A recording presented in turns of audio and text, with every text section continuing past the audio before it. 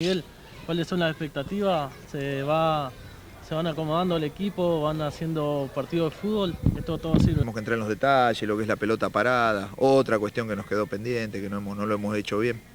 Así que, y esto lo digo porque lo hablo primero con los futbolistas y tenemos esa autocrítica y sabemos que tenemos que mejorarlo. Vamos a llegar justos, vamos a llegar bien para el inicio del torneo. En materia de refuerzos, ¿todavía está previsto incorporar algún jugador más?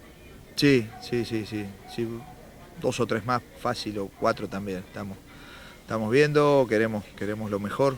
Es un avance tuyo, es una preocupación menos y de no quitar, de no resolver esa situación te llega hasta el final de tu arco y es difícil. Entonces tenemos que mejorarlo porque en el campeonato no te lo perdona el rival.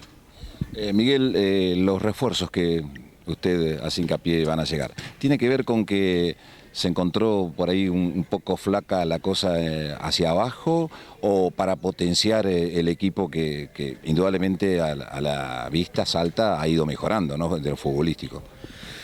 Sí, bueno, ambas cosas, ¿no? Tenemos que potenciar, tenemos que mejorar algunas zonas, tenemos que acercar gente que entre todos vayan haciéndose algo más sólido.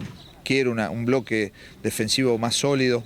Entonces están llegando gente de marca y bueno, pues de hecho que también necesito completar, ¿no? Mi banco está muy justo en este momento, entonces necesitamos uno en defensa o dos, uno en la mitad de la cancha y seguramente con la salida de algún delantero que todavía no se está definiendo algunas cosas, llegará algún delantero más, así que vamos a traer uno por línea y en defensa posiblemente dos y sí, vamos intentando mejorar, pero sí manteniendo esta línea de juego que tenemos ahora y Dios quiera podamos ser equilibrados y tener la contundencia y tener la responsabilidad de afrontar un torneo tan importante para nosotros.